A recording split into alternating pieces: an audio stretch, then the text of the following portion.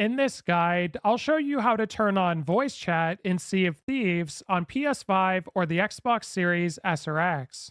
So, the first thing you want to do is press the view or select button if you're on an Xbox controller, or the touchpad if you're on a PlayStation controller, and we're going to go to settings.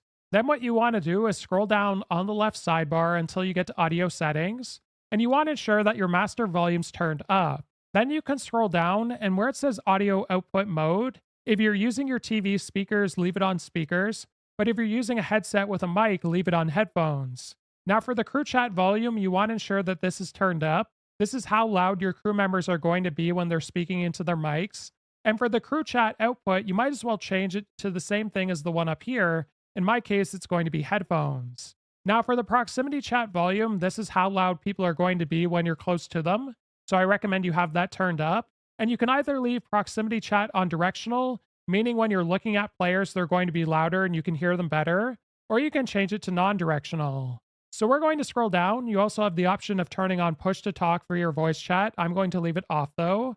And if you scroll down a little bit further, I recommend you turn on player chat indicator so you can easily tell who's talking. Now, if you scroll down, there's a few more options here you can change. They're not too big of a deal. And if you're ever experiencing any issues with the voice chat, you can always reset it to default. Now, if you go back in game and you have a look in the top right corner when you're talking into your mic, you should see that little indicator in the top right indicating you're talking. And if not, I'd have a look on your actual headset and microphone to ensure you haven't accidentally muted it. And you may have to adjust the settings on your specific console.